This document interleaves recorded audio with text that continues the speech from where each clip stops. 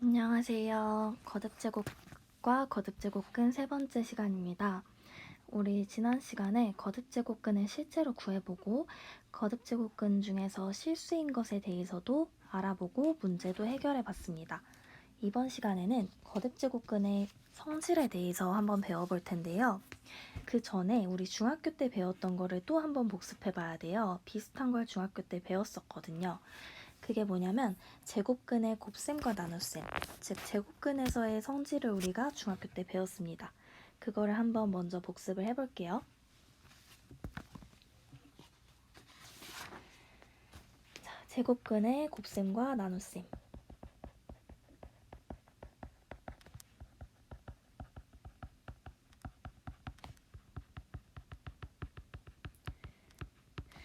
우리 중학교 때 배웠던 내용을 기억을 해보면 우선 전제 조건이 A가 0보다 크고 B가 0보다 크다라는 조건이 있었어요.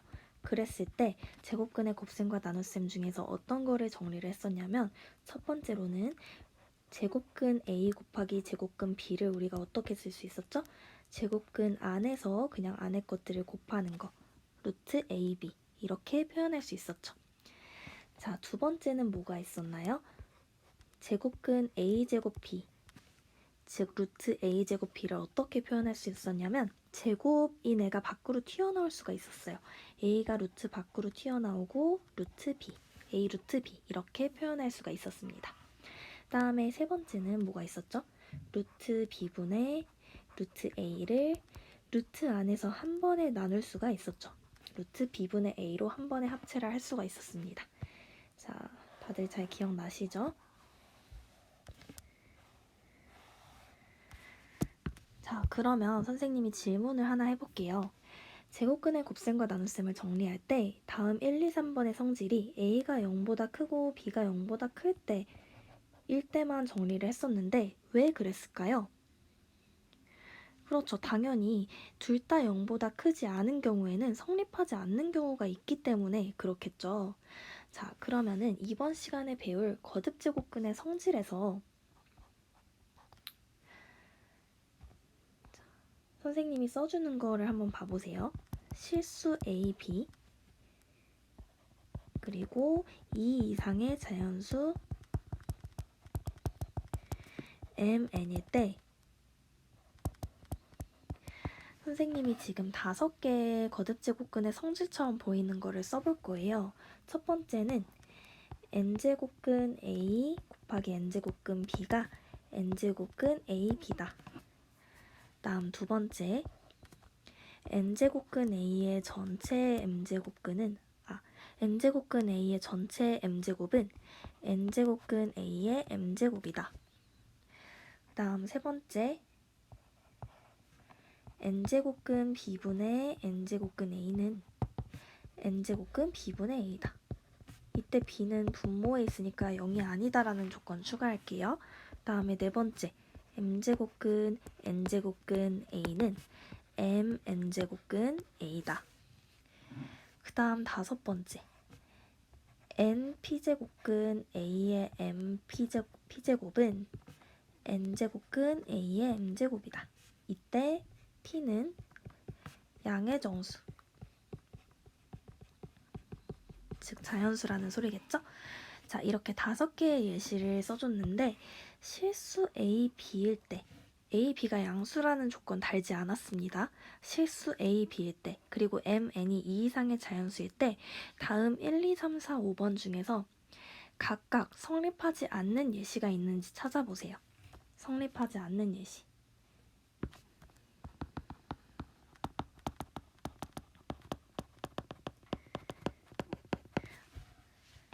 다 찾아보시고 다음 강의를 들어주세요. 지금 자리가 좀 없어서 얘를 크기를 줄이겠습니다.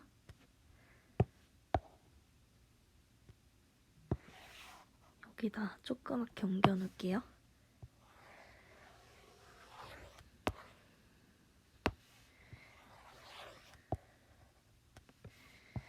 자, 여러분들 성립하지 않는 애 각자 다 찾아보셨나요? 성립하지 않는 애는 정말 많을 수 있어요. 그래서 선생님이 지금 성립하지 않는 얘를 선생님이 찾은 거를 적을 테니까 한번 맞는지 여러분들도 확인해 보세요. 성립하지 않는 예. n이 2일 때 a는 마이너스 2일 때 b는 마이너스 8일 때 2번은 n은 2일 때 m은 2일 때 a는 마이너스 2일 때. 자, 여러분들이 찾은 거랑 선생님이 찾은 거랑 달라도 상관없어요. 성립하지 않는 예는 정말 많을 수 있기 때문에 선생님이 찾은 거는 참고로 확인을 하시면 됩니다.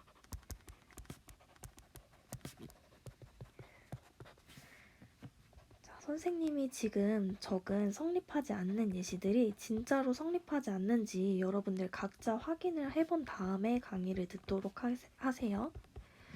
자, 이렇게 성립하지 않는 예시를 다 적어보았습니다.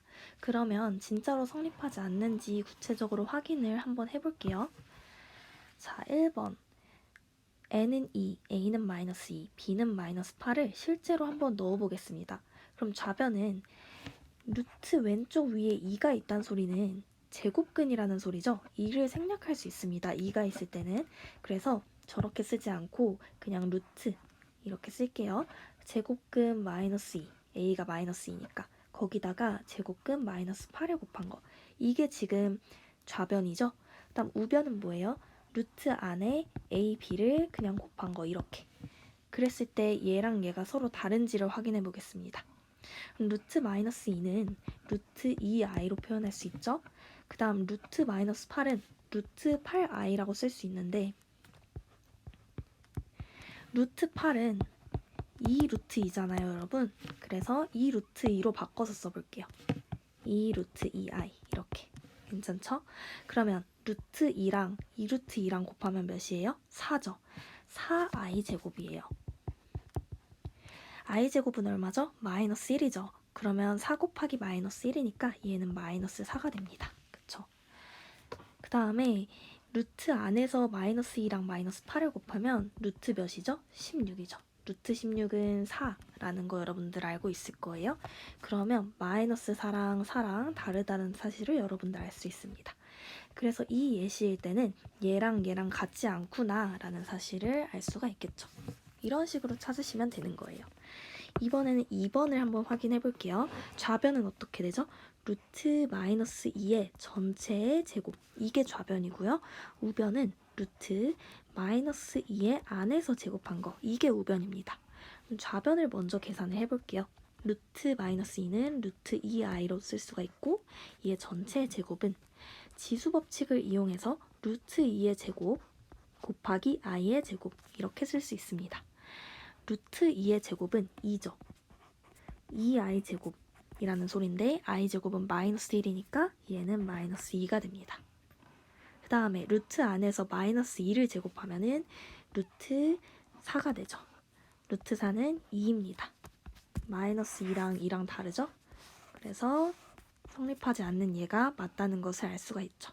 이런 식으로 3, 4, 5도 확인해 보시면 됩니다. 3번은 좌변이 어떻게 돼요? 루트 마이너스 8분의 루트 2는 얘가 좌변이죠? 우변은 루트 마이너스 8분의 2 이렇게 되는 거죠. 그러면 루트 마이너스 8은 2 루트 2i죠.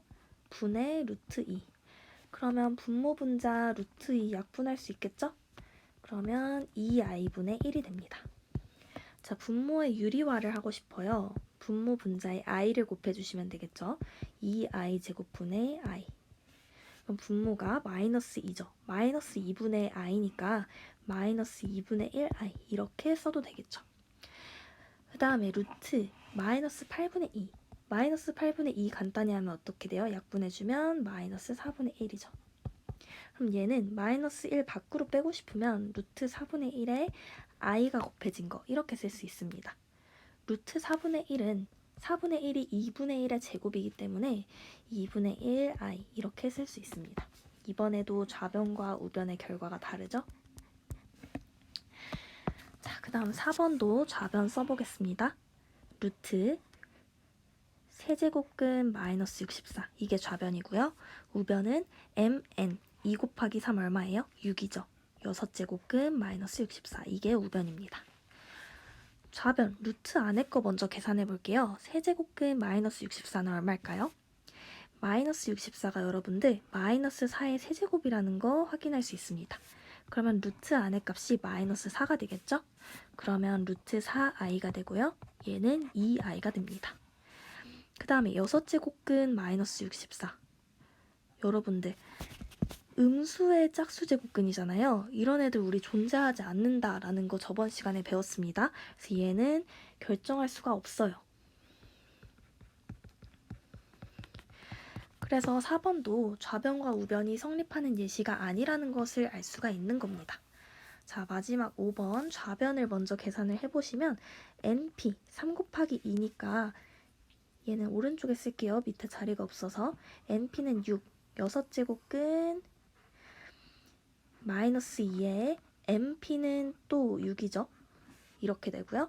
우변은 세제곱근 마이너스 2의 세제곱 이렇게 됩니다. 그럼 좌변 먼저 계산해 보시면 이거 여러분들 지난 시간에 얘도 했었죠. 6, 6 같은데 짝수잖아요. 그럴 때는 절대값 2로 나온다고 했습니다. 그럼 얘는 2가 되겠죠. 이번엔 3, 3이 똑같은데 홀수잖아요. 그러면 안에 게 그대로 나온다고 했습니다. 이번에도 얘랑 다르죠. 자, 우리 지금 거듭제곱근의 성질처럼 보이는 것 중에 성립하지 않는 거를 다 찾아봤어요. 이거로부터 우리가 뭐를 알 수 있냐면 거듭제곱근의 성질도 제곱근의 성질과 마찬가지로 A, B가 둘 다 0보다 클 때만 정리할 수 있구나 라는 것을 알 수가 있습니다. 지금 보면은 음수, 얜 양수 음수, 뭔가 음수가 하나라도 있을 때 계속 문제가 되잖아요. 그래서 거듭제곱근의 성질도 A, B 둘 다 0보다 클 때 정리할 수 있다는 겁니다. 자, 그래서 거듭제곱근의 성질을 한번 정리를 해보겠습니다. 앞에서 본 1번, 2번, 3번, 4번, 5번이 A가 0보다 크고 B가 0보다 크면은 성립한다는 사실을 여러분들이 증명을 해볼 거예요. 거듭제곱근의 성질.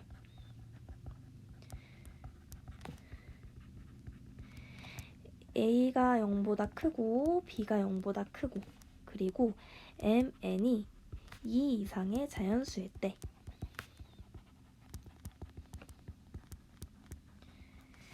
그랬을 때 1번 n제곱근 A 곱하기 n제곱근 B는 n제곱근 A, B다. 두 번째 n제곱근 B분의 n제곱근 A는 n제곱근 B분의 A다. 세 번째 n제곱근 A의 전체 m제곱은 n제곱근 A의 m제곱이다. 네 번째 m제곱근 n제곱근 A는 mn제곱근 A다. 다섯 번째 np제곱근 A의 mp제곱은 n제곱근 A의 m제곱이다. 자, 이때 p는 양의 정수일 때. 자, 이렇게 여러분들 정리를 해보실 수 있습니다. 이게 진짜로 A가 0보다 크고 B가 0보다 클 때는 항상 성립하는지 우리가 증명을 해볼 거예요. 자, 여기는 자리가 좁으니까 뒷장에서 증명을 해볼게요. 자, 얘만 뒤에다 다시 써서 증명을 해보겠습니다.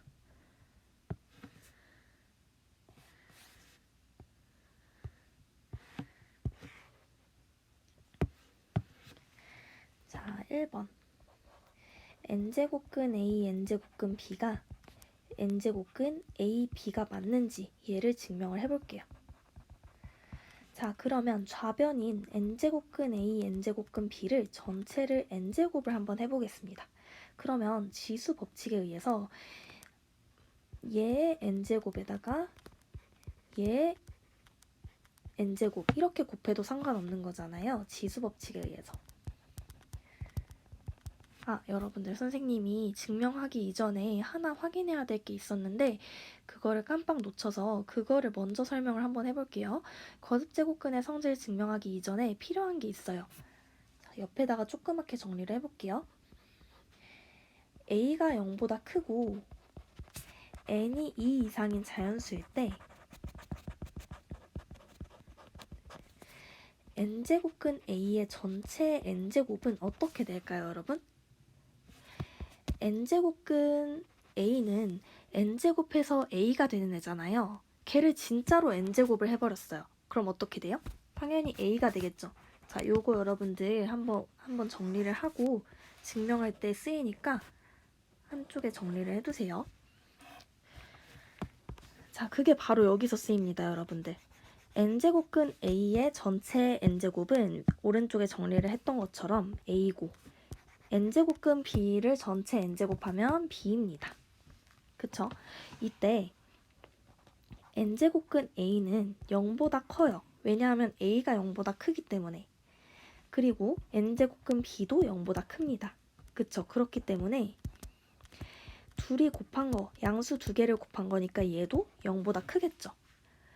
그렇다면은 얘를 여러분들이 한 덩어리로 보시면 얘를 n제곱을 했을 때 a, b가 나왔다는 소리는 저 노란색으로 색칠한 게 a, b의 n제곱근이라는 거잖아요. 근데 그 중에서 실수일 거고 또 얘가 0보다 크기 때문에 양의 실수일 거예요. 그쵸? 밑에다 정리를 해볼게요. n제곱근 a, n제곱근 b는 a, b의 n제곱근이긴 n제곱근인데 그 중에서 양의 실수인 겁니다. 이해되시나요? 그래서 n제곱근 a, n제곱근 b를 임으로 n제곱근 a, n제곱근 b를 어떻게 표현할 수 있냐면 a, b의 n제곱근 중 양의 실수인 것을 우리가 어떻게 표현했었냐면 n제곱근 ab 이렇게 표현을 했었죠. 그렇게 증명을 할 수가 있는 겁니다. 이해되시나요? 자, 그 다음 2번. 이번에는 n제곱근 b분의 n제곱근 a는 n제곱근 b분의 a라는 것을 한번 증명을 해보겠습니다.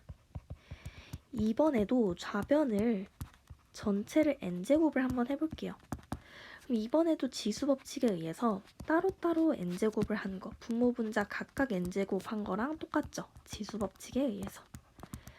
그럼 이번에도 분모는 얼마예요? b, 분자는 a가 됩니다. 그 다음 n제곱근 a랑 m제곱근 b는 0보다 크다라고 아까 전에 했잖아요. 그렇기 때문에 양수분의 양수는 양수죠. 자, 그 말은 이번에도 이 괄호 안에 있는 애를 n제곱을 했더니 b분의 a가 나왔대요. 그 말은 저 노란색은 b분의 a의 n제곱근 중에 양의 실수이다 라는 사실을 알 수 있는 거죠. 그래서 n제곱근 b분의 n제곱근 a는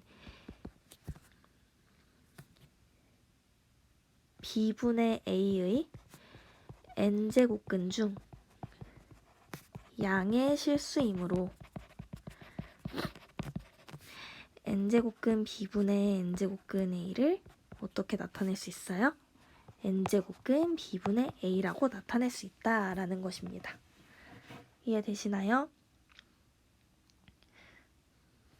다 됐으면 지금 또 자리가 없어요. 그래서 뒤에 다시 한번 3, 4, 5번을 증명해 보겠습니다. 3번 n제곱근 a의 전체 m제곱은 n제곱근 a의 m제곱이다. 얘 증명해 볼게요. 자, 이번에는 n제곱근 a의 전체 m제곱을 전체를 또 n제곱을 해볼 거예요. 그러면 지수법칙에 의해서 n제곱근 a를 전체를 n제곱한 거랑 똑같겠죠. 자, 그럼 또다시 지수법칙을 또 반대로 한번 이용을 해보시면 n제곱근 a를 n제곱을 먼저 한 다음 m제곱을 할 수가 있겠죠.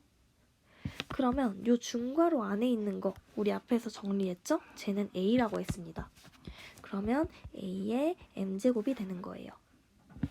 자, 또다시 앞에서 했던 것처럼 n제곱근 a는 0보다 크고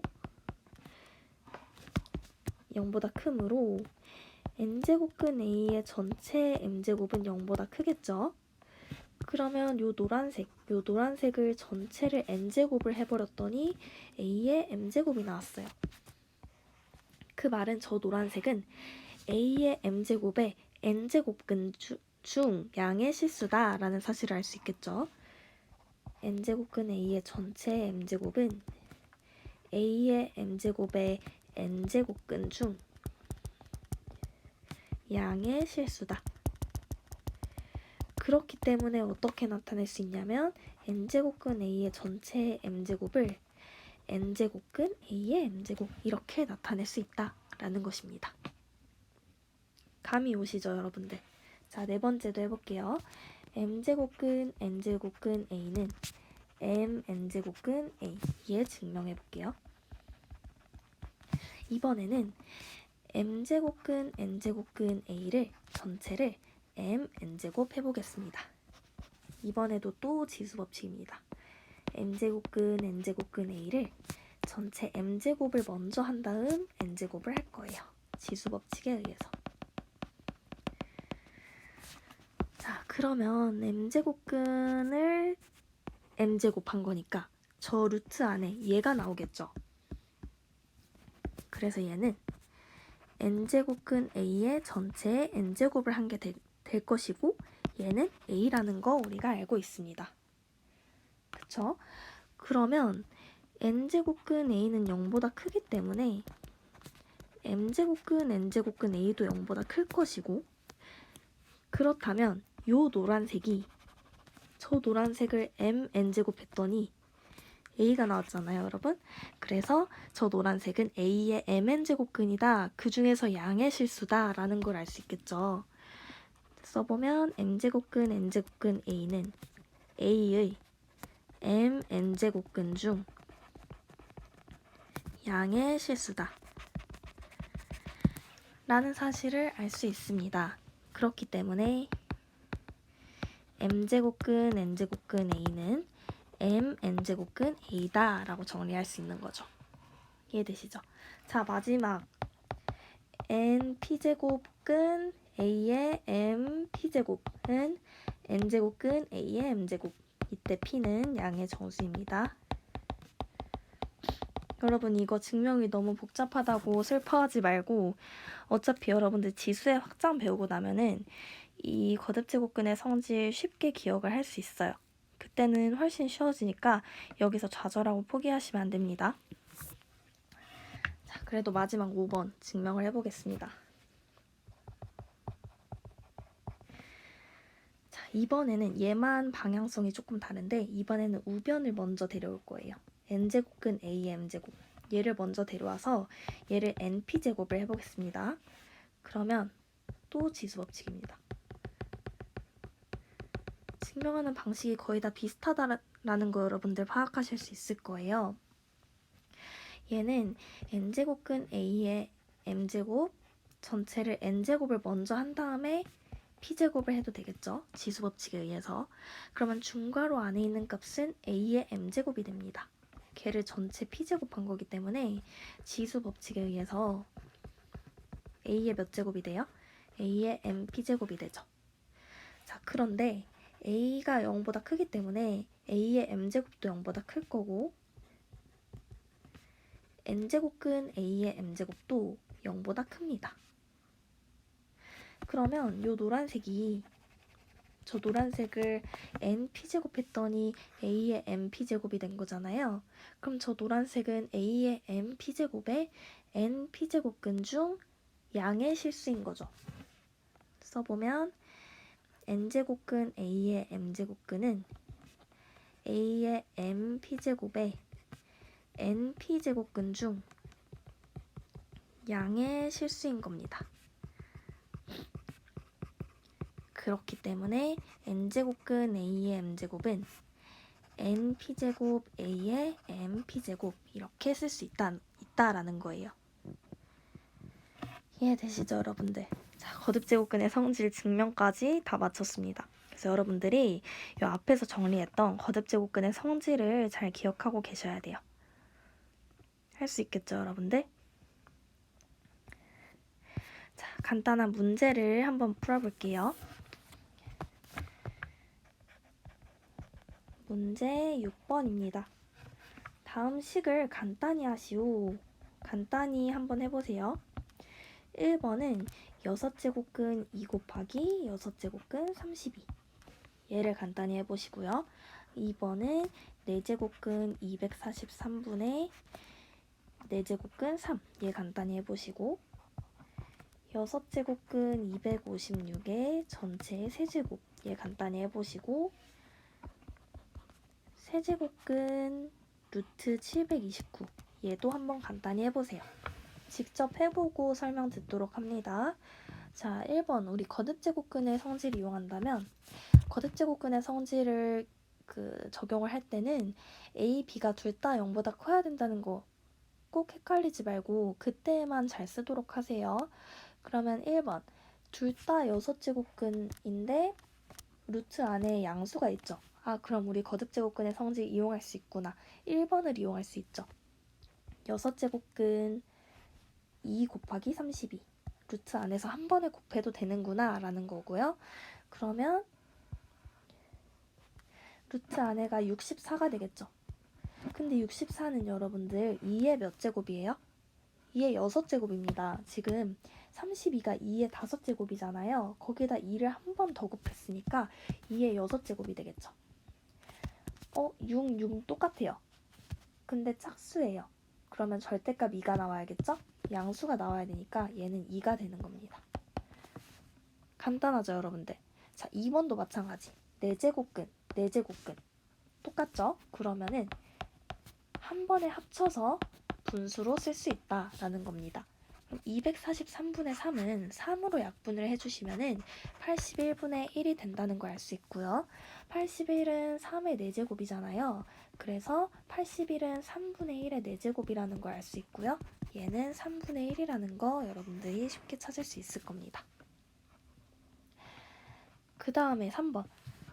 6제곱근 256의 전체 세제곱. 자, 이거 보면 여러분들 거듭제곱근 성질 3번을 기억해내실 수 있어야 돼요. 6제곱근 256의 저 세제곱이 루트 안으로 들어갈 수 있다라는 거예요. 자, 그런데 여러분들 256은 여러분들이 어떤 수라는 걸 찾을 수 있어야 되냐면 4의 4제곱이라는 거 여러분들이 찾을 수 있어야 돼요. 자, 4의 4제곱은 16의 몇 제곱이라고 할 수 있죠? 16의 제곱이라고도 할 수 있죠. 왜냐면 16이 4의 제곱이니까요. 자, 그럼 우리 얘를 이용해서 한번 써보면 256은 16의 제곱인데 이 전체를 세제곱을 한 거잖아요. 자, 요 3이 요 파란색 3이랑 똑같은 거예요. 그러면 루트 안에서 지수법칙 여러분들 사용해보시면 16의 6제곱이라고 할 수 있죠. 이제 6 똑같이 나왔으니까 이 값은 얼마가 되는 거예요? 16이 되는 것입니다. 자, 그 다음 4번 같은 것들도 여러분들이 잘 하실 수 있어야 되는데 거듭제곱근의 성질 4번을 떠올릴 수 있겠죠. 자, 그런데 얘를 합체할 때 얘네 둘이 곱하면 되는데 얘는 아무것도 없으니까 1일 거야 이러시면 절대 안 됩니다. 그래서 세제곱근 729라고 하시면 안 되고 루트 안에는 루트 왼쪽 옆에 아무것도 안 쓰여 있다면 2가 생략되어 있는 거예요. 이걸 꼭 기억하셔야 됩니다. 그러면은 3이랑 2랑 곱할 테니까 6제곱근 729가 되겠죠. 근데 여러분들 729는 3의 6제곱이라는 거 여러분들이 찾으실 수 있어야 되고요. 6 똑같으니까 값이 3이 되는 겁니다. 할 수 있겠나요, 여러분들? 자, 그러면 조금 더 복잡한 문제를 풀어볼게요. 문제 7번입니다. 이번에도 식을 간단히 하는 거예요. 1번은 세제곱근 2 곱하기 세제곱근 2 더하기 루트 세제곱근 16. 2번은 세제곱근 4분의 세제곱근 20 더하기 2 곱하기 세제곱근 40. 자, 얘 여러분들 간단히 직접 한번 해보시고 설명 들어보도록 할게요. 자, 얘 세제곱근 2 곱하기 세제곱근 2는 지금 3, 3이 똑같으니까 하나로 합체해서 안에서 곱할 수 있다는 거 기억나시죠? 그러면 세제곱근 2 곱하기 2 이렇게 쓸 수 있어요. 2 곱하기 2는 4죠. 바로 4로 쓸게요. 4. 자, 얘 지금 간단히 이렇게 한 겁니다.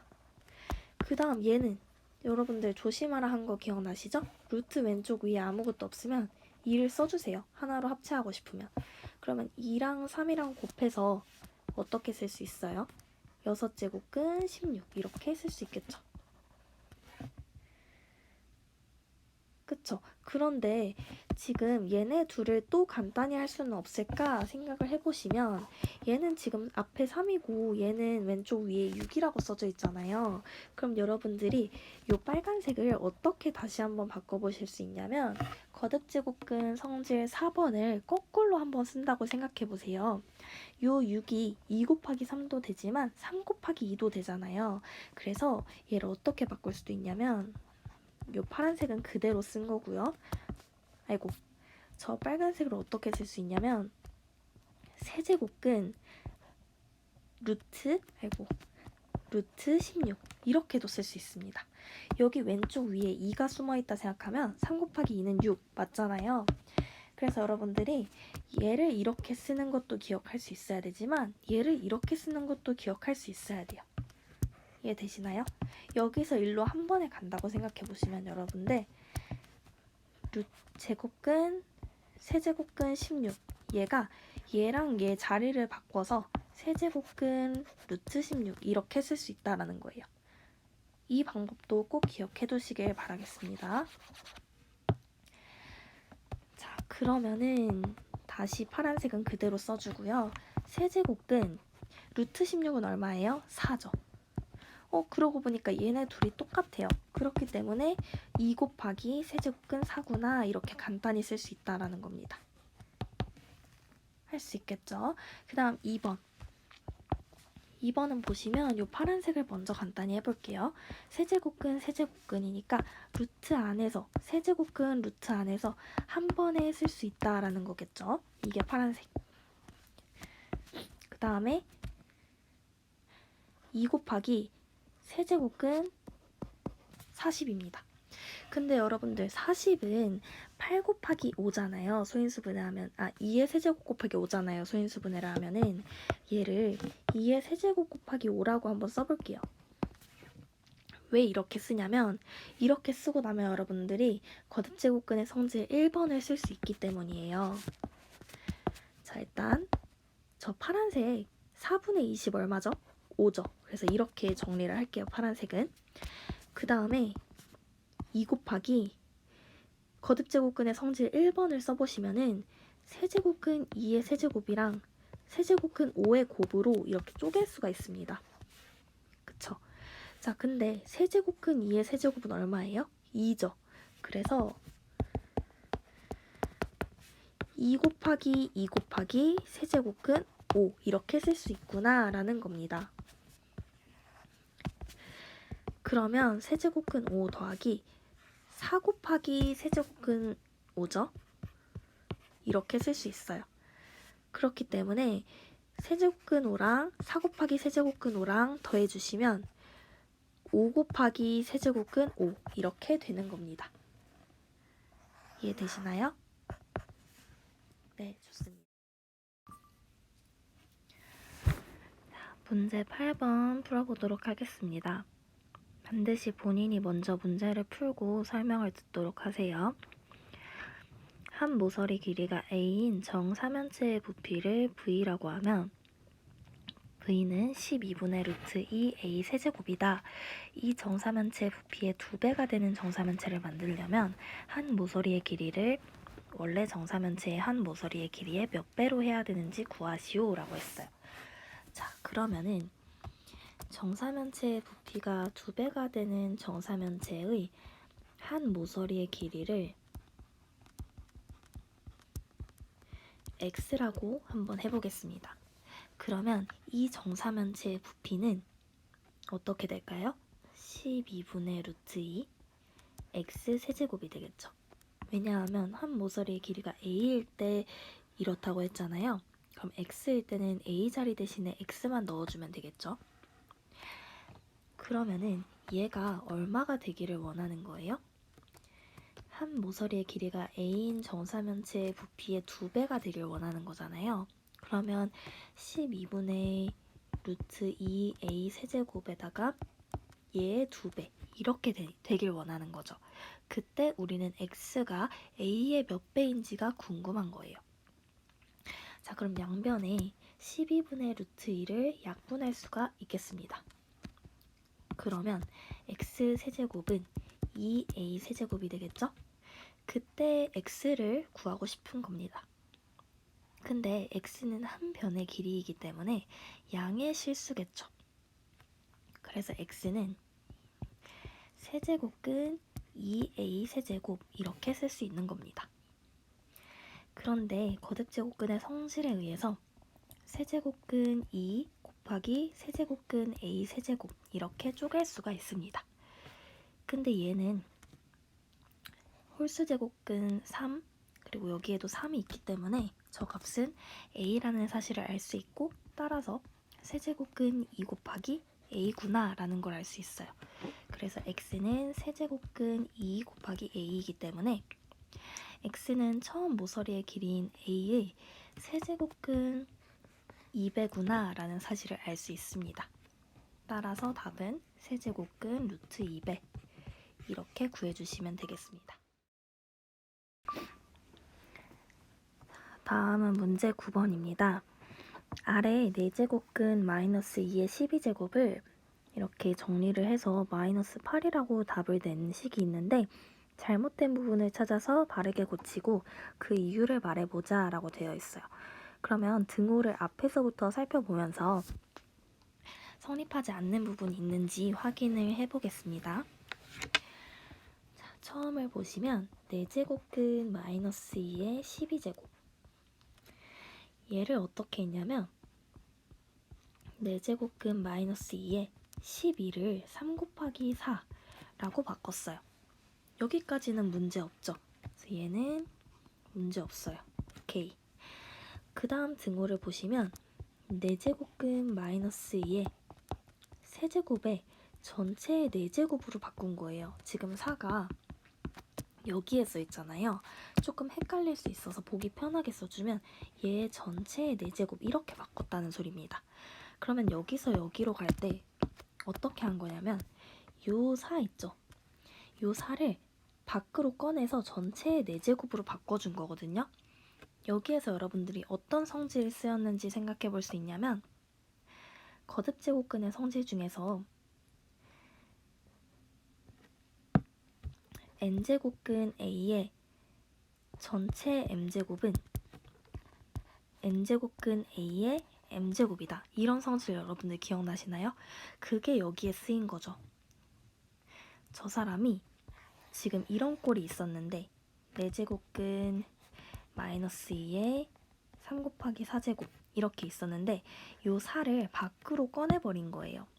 그래서 마이너스 2의 세제곱 전체의 4제곱 이렇게 꺼내버린 거죠. 근데 여러분 거듭제곱근의 성질은 어떨 때 주의해야 된다고 했어요? a가 0보다 클 때만 요 성질이 성립한다고 했었잖아요. 그래서 여기에서 잘못을 한 거겠죠.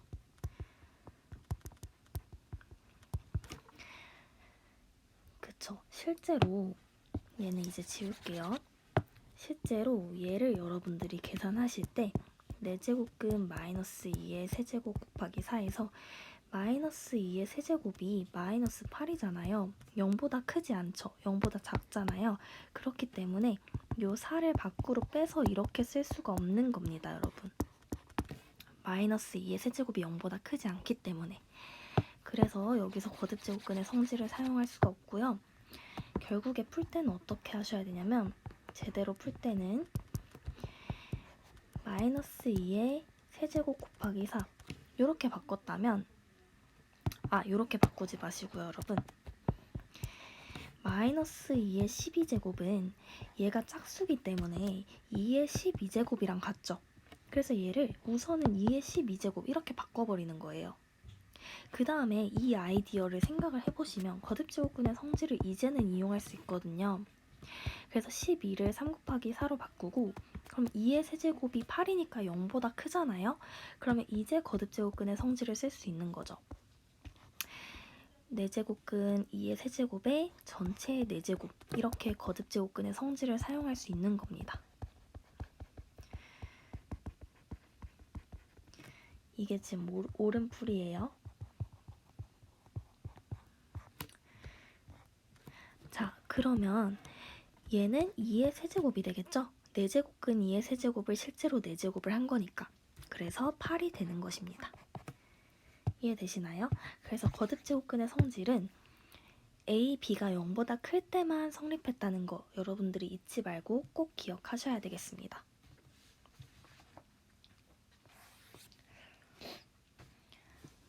다음 문제 10번입니다. x에 대한 2차 방정식 x제곱 빼기 세제곱근 81x 더하기 a는 0에 두 근이 세제곱근 3과 b일 때 a, b의 값은 이렇게 물어보고 있어요. 여러분들 2차 방정식에 두 근이 주어졌다면 여러분들 떠올리실 수 있는 게 근과 계수와의 관계가 있겠죠. 근과 계수와의 관계. 자, 여러분 두 근의 합인 세제곱근 3과 b를 더하면 뭐가 됐었죠?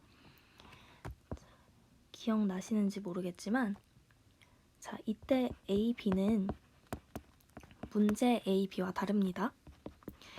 2차 방정식의 두 근이 알파, 베타일 때 알파 더하기 베타는 뭐였냐면 마이너스 a분의 b였고 알파, 베타는 a분의 c였어요. 요거 기억나시죠? 자, 그러면 두 근의 합은 마이너스 a분의 b에 해당하는 게 뭐죠? 세제곱근 81입니다. 근데 81은 여러분 3의 4제곱이잖아요. 그러면 앞에가 세제곱근으로 시작하기 때문에 3의 세제곱 곱하기 3 이렇게 쪼갤 수 있어요. 81이 3의 4제곱이기 때문에. 왜 이렇게 쪼개냐면 거듭제곱근의 성질을 이용하기 위해서. 자, 얘는 밑으로 좀 내려보고 이렇게 쪼갤 수 있겠죠. 거듭제곱근의 성질에 의해서. 그럼 얘는 얼마가 되나요? 3이 됩니다. 그래서 3 곱하기 세제곱근 3 이렇게 되는 거예요. 그러면 b는 3 곱하기 세제곱근 3에서 세제곱근 3을 뺀 거니까 2 곱하기 세제곱근 3이 되겠죠. 그래서 우리 벌써 b를 구한 거예요. 그러면 두 근의 곱인 세제곱근 3 곱하기 b는 근과 계수와의 관계에 의해서 a라는 것을 알 수가 있죠. 근데 우리 b를 앞에서 구해놨잖아요. 그럼 a는 실제로 세제곱근 3 곱하기 b인데 b는 2 곱하기 세제곱근 3이니까 2 곱하기 세제곱근 3의 전체의 제곱이죠. 맞나요?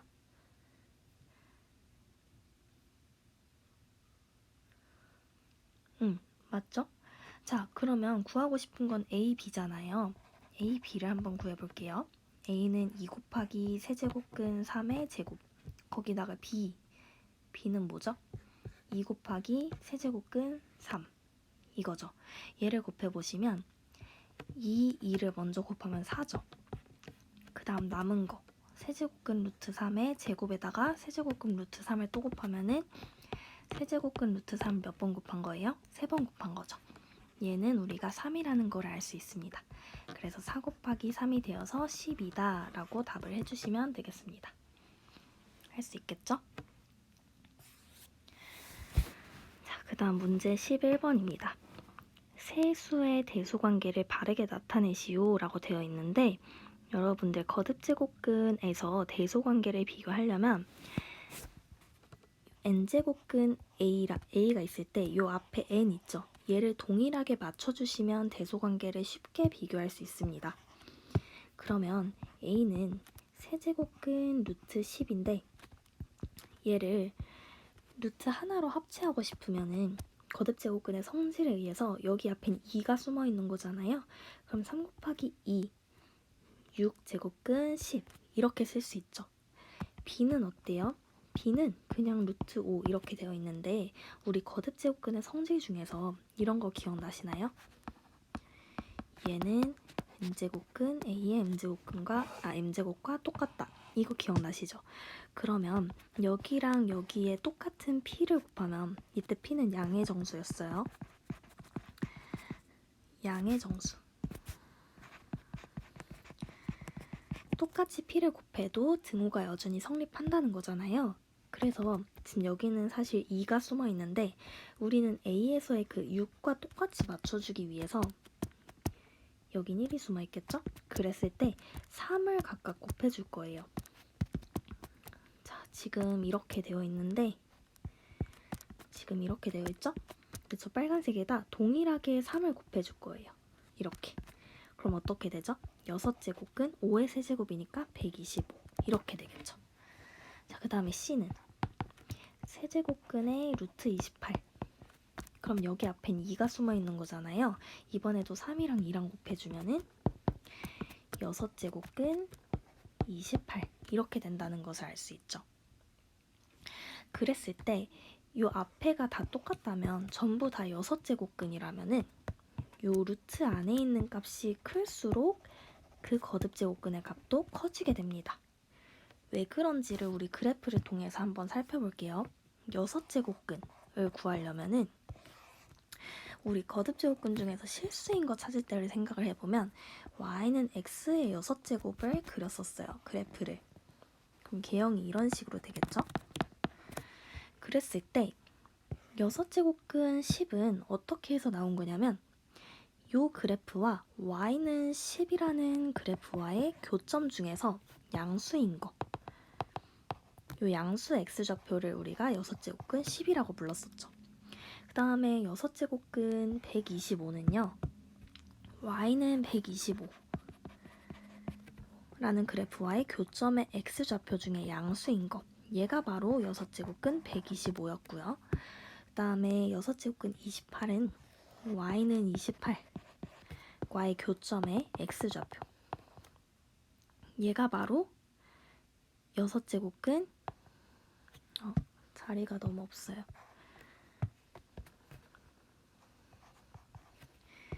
6제곱근 28 요렇게 된다라는 거 알 수 있겠죠, 여러분? 그래서 요 루트 안에 있는 값인 이 값이 커질수록 제곱근의 값도 거듭제곱근의 값도 커진다라는 것을 알 수가 있습니다. 그래서 대소관계는 결국에 b가 제일 크고 그 다음 c, 그 다음 a 요렇게 되는 것이죠. 이해되시나요? 근데 요 앞에 있는 수가 짝수가 아니라 홀수라도 똑같습니다. 왜냐하면 예를 들어서 7제곱근 10, 7제곱근 125, 7제곱근 28 얘를 비교한다고 생각해보세요. 그러면 y는 x 7제곱의 그래프를 그리게 되겠죠. 그랬을 때 얘네 안에가 다 양수이기 때문에 7제곱근 10은 어떻게 나온 거냐면 y는 10과의 교점의 x좌표. 얘가 7제곱근 10이고요. 그 다음 7제곱근 125는 y는 125와의 교점의 x좌표. 예상이 되시죠, 여러분들? 그 다음에 7제곱근 28은 y는 28과의 교점의 x좌표.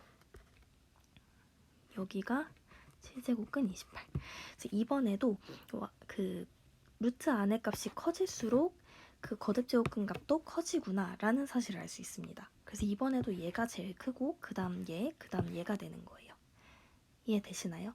이렇게 거듭제곱근의 대소관계까지 여러분들이 비교하실 수가 있습니다. 그래서 거듭제곱과 거듭제곱근의 강의는 여기에서 마무리하도록 하겠고요. 여러분들 개인적으로 연습을 많이 해서 익숙해질 수 있게 하시기를 바랍니다. 수고하셨습니다.